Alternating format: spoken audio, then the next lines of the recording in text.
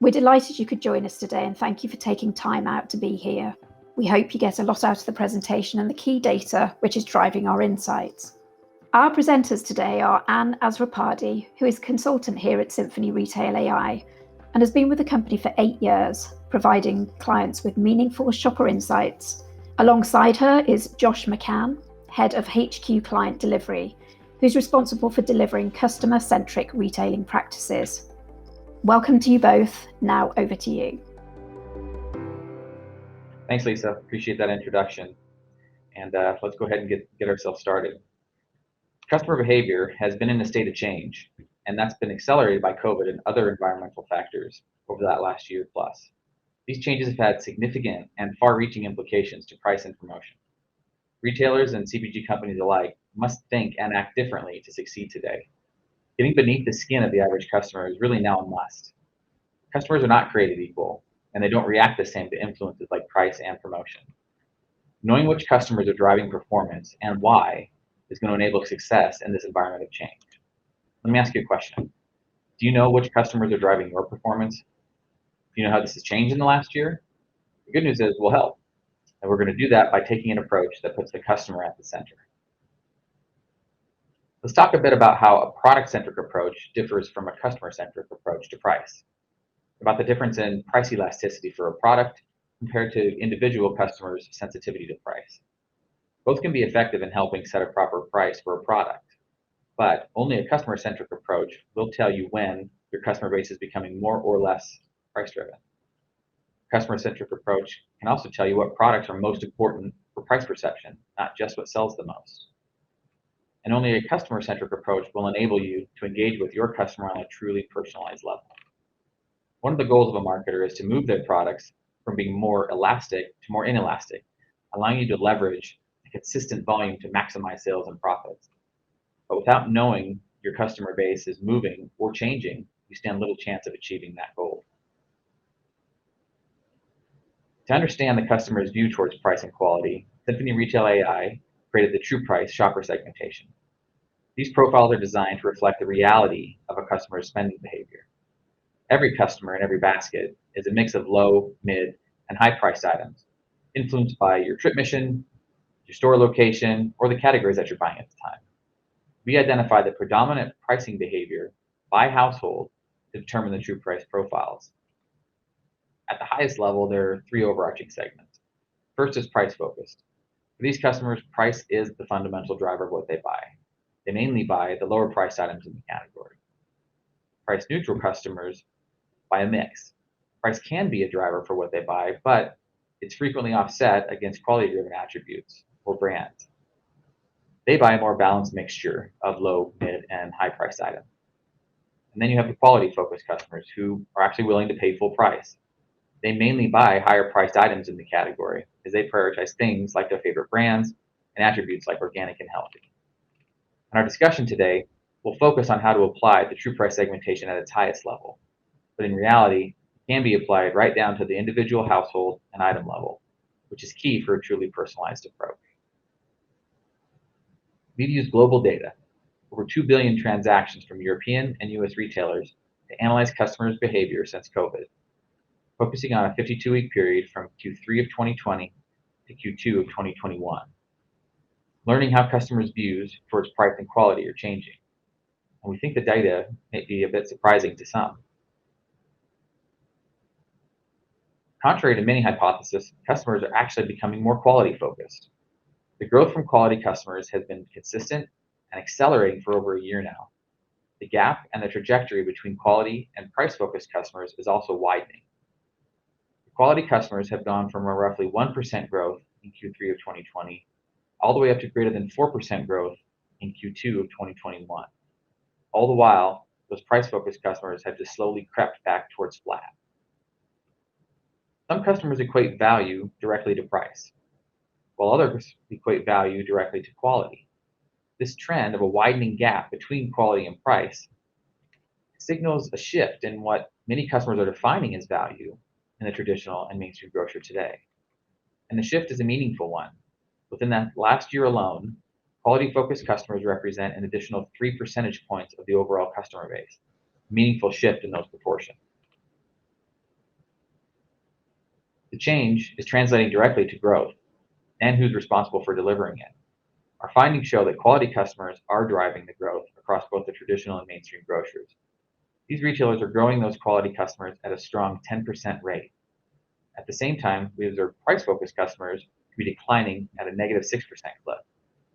From a revenue perspective, that quality customer is contributing almost 2/3 of the total growth. Both price-neutral and price-driven customers are growing, but as you can see, at a much, much slower rate. As I mentioned earlier, customer behavior is changing, and these changes are contributing in a significant way, especially when reviewing results through these specific customer segments. As customers change their view towards price and quality, this causes them to move or migrate among segments. To this end, in the last year, we measured nearly 1.5 times more customers moving to the quality-focused segment than those moving to the price-focused segment. We saw 24% of customers move more towards quality-driven behavior, while only 18% of customers move down towards price. A definitive difference in the flow of customers. We've also seen that when new customers join, they're also 1.5 times more likely to be quality-focused than price-focused. Both clear signals in the preferences of the customer base and how they are defining value today. Using our actual data from the traditional and mainstream grocers, we measured the average price change for those customers that are migrating into the quality segment. We found an increase of 9% in the last year as they migrated their behavior between those segments, a significant number. This is driven by a combination of two things. One is the actual item price, and the other is a change in the product mix that these customers purchased. The product mix actually accounting for over 2/3 of the overall increase, 72% to be more precise. This means that customers bought different products, more premium products, than what they used to buy in the past. A number of factors can affect the mix of products that these customers have purchased. The first is just a change in real interest for items that are better quality, healthier, more upmarket, really a change in their choice. Some of the behavior can be influenced, though, by products that the retailer or the CPG choose to offer on the shelf through new and discontinued decisions. And out-of-stocks could also influence what customers purchase. However, we analyzed recent out-of-stock trends and compared that to out-of-stock levels pre-COVID and have seen a quite consistent level of out-of-stocks today, really mitigating this as a significant driver of the change in mix. This trend of buying more premium or high-end products is actually not limited to those that are migrating into the quality segment. We actually see it quite consistently. All quality-focused customers saw an increase in average price, with the majority of that coming from product mix as well. Even the price-focused customers were exhibiting the similar results, with product mix leading their price increases. So this idea of premiumization really is playing out widely across the customer base. Other data sources also support this idea of premiumization and how the consumer could be more focused on quality. It's well reported that global wealth is rising, with Moody's reporting a 7.4% increase in wealth in 2021. The reduction of consumption opportunities during lockdowns and the income support provided by government agencies all have helped consumers save. And if you think about it, grocery retail is one outlet that has been available for consumers consistently to apply their dollars, and for many, in a much more quality-focused manner.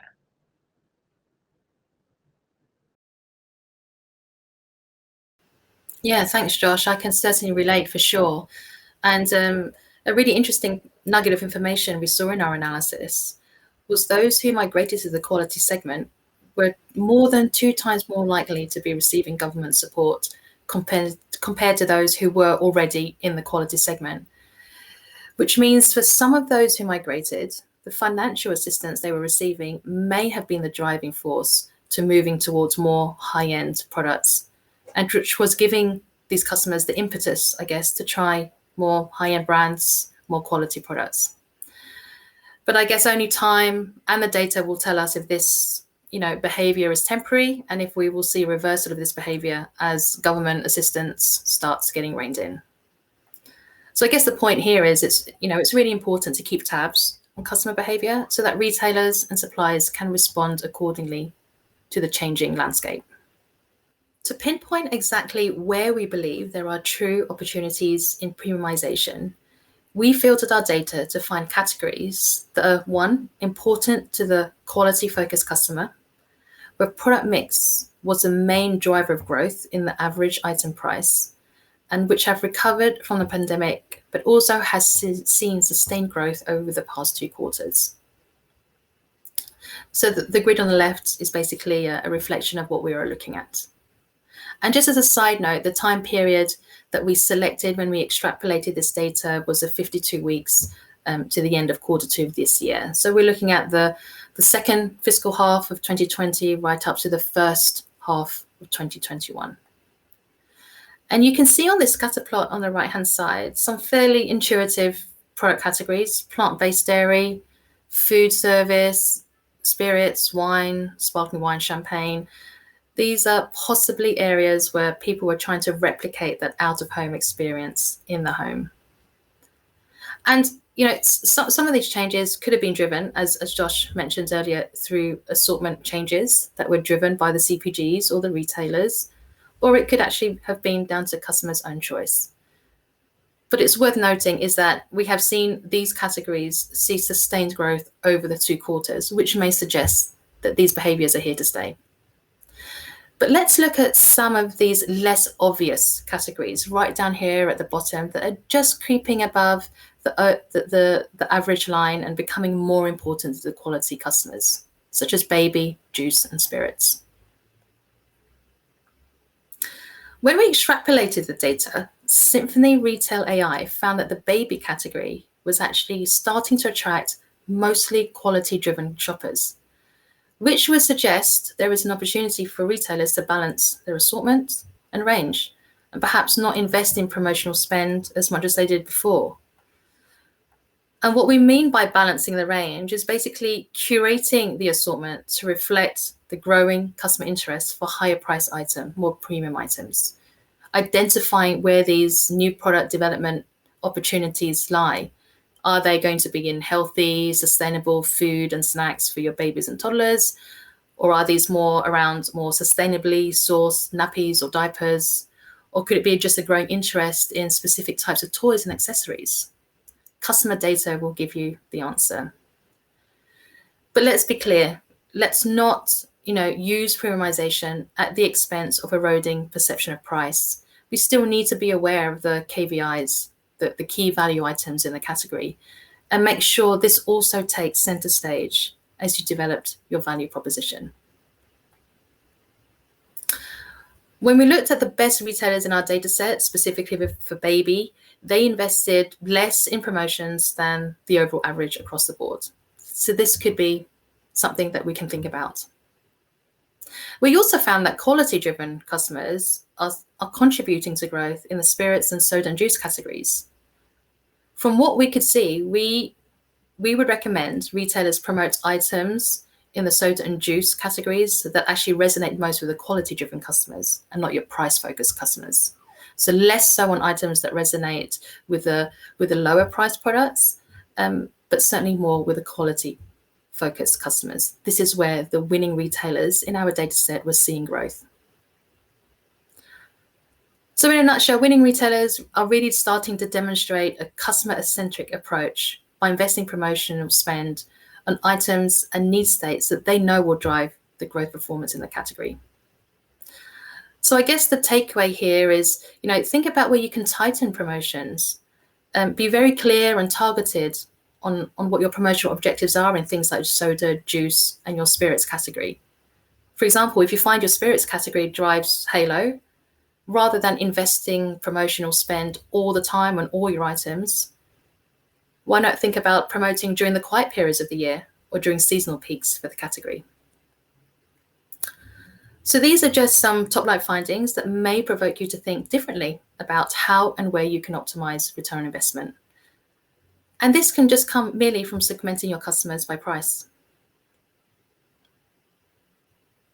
And while price-sensitive customers may be in decline overall, or are more likely to be migrating towards the quality segment, they are still about a third of the traditional grocer's customer base and are still really important to understand, especially in areas where these customers aren't able to cushion the effects of increased prices and will leave if their perception of value isn't met. But nonetheless, these are still customers who present growth opportunities. To do this, we looked at categories important to the price-driven customer. That's your y-axis here. So we're looking at the opposite end of the spectrum. But this time, rather than looking at categories in growth and are to the right of this central line, we looked for categories that haven't recovered at all since COVID. We found categories of opportunity to be things like meats, poultry, baking goods, canned goods, frozen fruits, and canned soups. And in this diagram on the right-hand side, the size of the bubbles is actually a reflection of AIP, or average item price increases from price inflation. So these bubbles are pretty big. And what we found quite provoking was that our data also told us that categories that are really important to price-driven customers saw the steepest increase in retail prices. So it's highly likely that these categories are encountering these challenges due to price perception and just a general erosion of value perception. And the consequence of that is that those unable to adopt the trading up trend or the premiumization trend of having to abandon the traditional mainstream and seek affordability elsewhere. So what do we do about these categories that are really important to about a third of your customer base?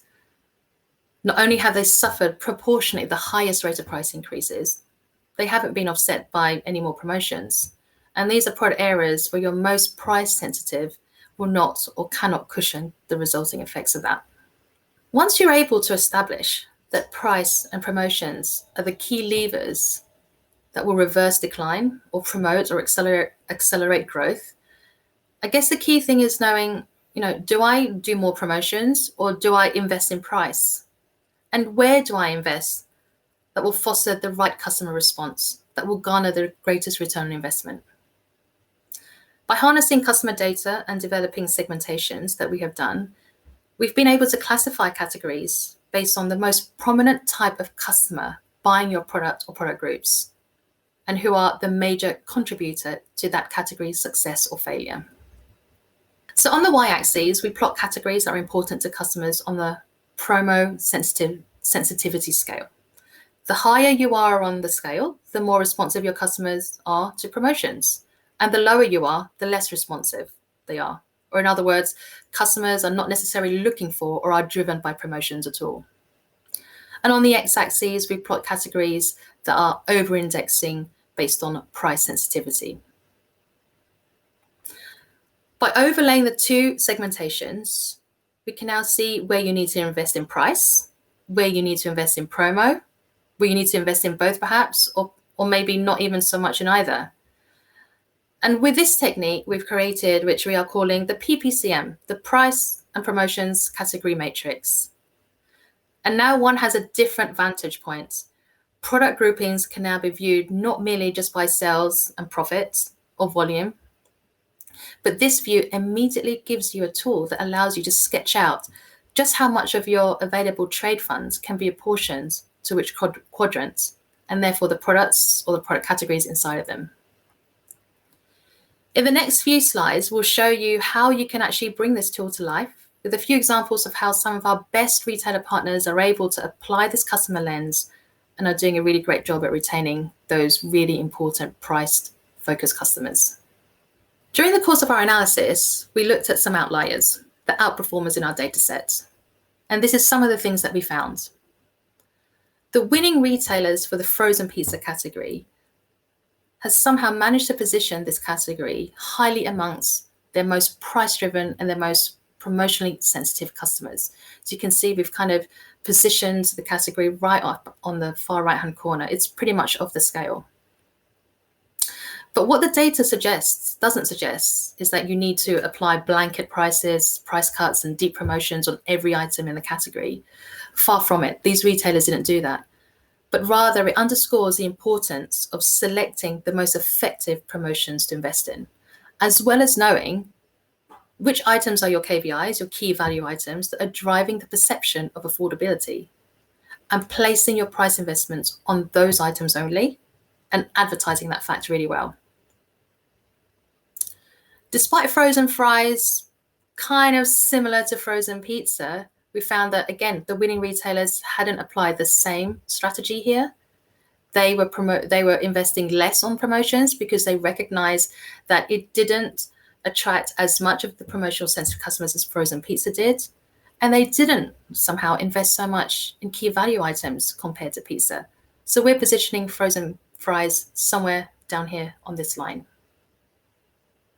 Winners in the canned goods category, they recognize that they needed to invest heavily on promotions because the category attracted the most promotionally sensitive customers, more so than the price-driven.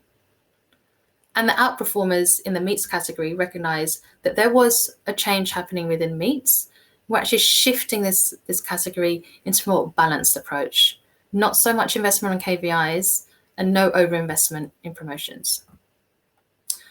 So in a nutshell, it's really about getting your KVIs right and optimizing promotions.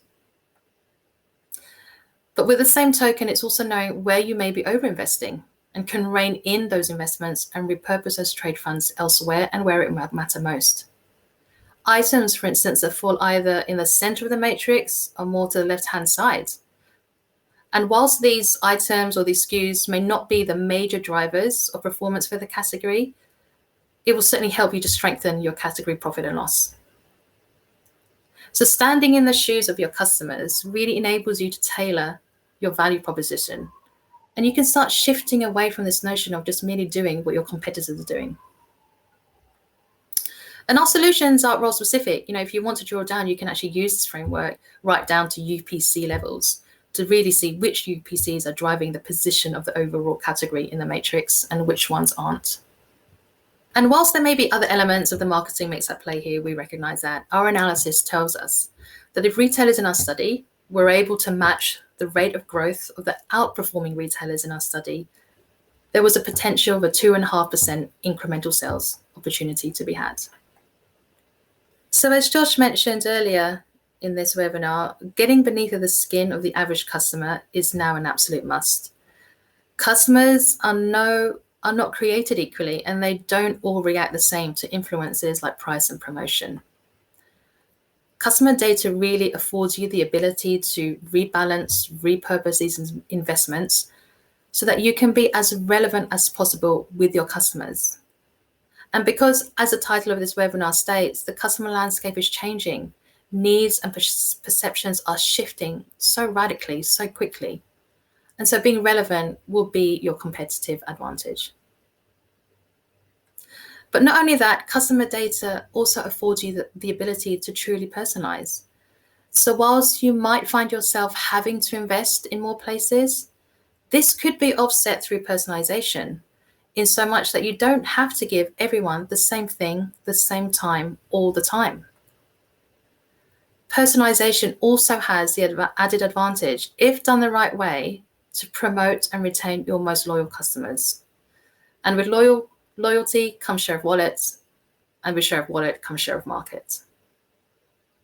So we come to the end of the webinar, and if anything else, if there was only 5 things that Josh and I could help you remember from this talk, are these 5 things. First of all, apply customer lens to your categories and view them by importance to your price, your promo, or your quality sensitive customers. It's absolutely fundamental to start applying the shopper-centric lens to your category management process. Determine how your price sensitivity, customer distribution is changing over time, and where your stars and your problem childs lie. When embarking on your joint business plans, be the advocate for your customer. Having that customer data is almost like having the customer in the room with you. And benchmark your categories. Measure how far you really need to go to invest or de-invest in pricing or promotions. In this study, we benchmarked, if you remember, the global averages with the top performers in our data set.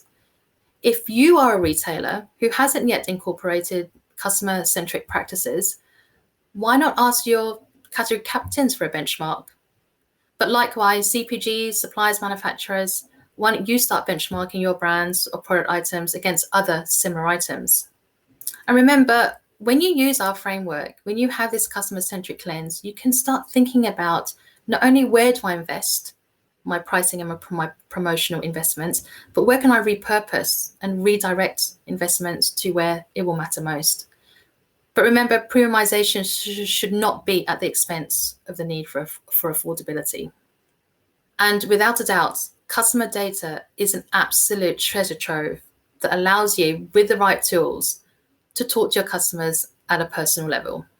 If you are thinking that you're losing out to discounters, why not consider personalizing communications amongst your most price sensitives and use this to rebuild their perception of your value and your affordability? Over to you, Josh. Yeah, thanks, Anne. Some outstanding calls to action, and we really hope that everyone that was listening today will get a chance to take advantage of that. So thank you all very much for listening to the webinar today. And if you would like to learn more about how we can help you to unlock the power of your shopper data and inform business decisions based on real life customer behavior, pinpointing what to promote, when, how, or how to win the hearts and minds of your most valued customer through hyper-personalized marketing, then please download the report that will be sent after this webinar. And or if you have a particular perspective or a business question that you'd like to discuss, please drop us a line. We'd love the opportunity to chat with you.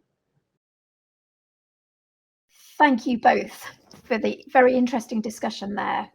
Now we have a few minutes to answer some of the questions which have come in thick and fast. There are some great questions, and we'll try to get through as many as possible. So our first question is directed at Josh. To what degree is the premiumization of true shopper preference versus other supply chain forces? It's a good question, and we did take the opportunity to decompose the drivers of the product mix and actually found that the majority of that change was coming directly from customer choice, 2/3 of that to be more precise. That effect of the supply chain forces like out of stocks and product allocations, discontinued items are definitely felt, but not enough to really mitigate that premiumization effect that we've seen across all the other customer segments. Thank you, Josh. So what we're saying is, whilst out of stocks was an influencing factor, the magnitude of the out of stocks was nowhere great enough to be the major influence in this phenomenon of customers trading up. Okay, so another question, and this time for Anne.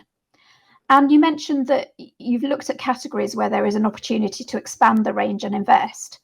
But how do we know if this is the right strategy in the long term? It's not just a temporary thing that you also mentioned. We get that question a lot, Lisa. Thank you. I guess in short, we don't. But that is the beauty of customer data. Customer data enables you to witness customer behavior in real time, in real life. And you can use this to start to establish trends and therefore, I guess, plan and react accordingly. And I think, being customer centric is about being agile. It's not about setting a strategy in stone and then not reviewing or responding or changing it for another 2 or 3 years, like the very old traditional way of category management, where you reset the category and you review that category again in 2 or 3 years' time. No, today with all that data, we have real time, real life customer data that allows you the ability to review, respond, and be agile to the needs of the customer. Does that answer the question, Lisa? Yes, it does, because CCR is real life, real time to spot emerging trends. So Thank you for that. Yeah. Okay, let's do a quick time check. I think we've got time for just maybe one more. So this time, or a couple more. So this time for Josh. So Josh, is the reduction in promotions affecting customers' average price increase? We've had to cut back and, as you say, hyper-focused on where to promote. Wondering if that is causing people to migrate. Yep, promo reduction definitely would influence the average price, but the proportion of that growth coming from the actual item price increasing was by far the smaller contributor. For that, for those quality-driven migrators that we talked about before, only 28% of their increase was coming from the actual item increases. So further reduction in promo and or spending back is where customer data can actually help you and really allow you to be hyper-focused on the right items for the right customer. So our data shows that, broadly speaking, that those price-focused customers, they're the most responsive to promotion. And it's a great example, and one that Anne talked about being very hyper-focused, about being able to find the proper items, the right items that will drive the most benefit and the most growth by promoting in a personalized manner, or physically promoting just those specific items that are resonating with those customers. So you have a lever when you use customer data to offset rising retail prices for those customers that feel it the most. Thank you, Josh. Very interesting answer there. Thank you. So I think we've just time for one more. And this isn't really a question, more a comment. So we've had a comment in to say, was really surprised on the insights you had on the baby and juice category. So could you expand on that a little more? I'm guessing the insights perhaps came across as counterintuitive, perhaps, if that is the root of the comments. I guess my answer to that is, customer data can not only validate assumptions and intuition, absolutely, but we also see customer data as a way to debunk myths and unveil emerging trends that you, I guess, wouldn't typically think are happening. And this power can place itself at a real competitive advantage over the competition. So I guess in a nutshell, use customer data to validate intuition, because retail is a matter of the art and the science, but actually use customer data to really see what's happening in real life. So we're saying CCR de-risks decision making, really, aren't we? Thank you so much to both of you. I'm afraid we're out of time now, but we're still having questions come in, so we will issue a Q&A document after today's session so that we can answer all of those questions that are still coming in to us. If you do think of anything else after the session and you want to send in a question that you haven't already posted, then please send it through to info@symphonyretailai.com, and we'll obviously happily get back to you.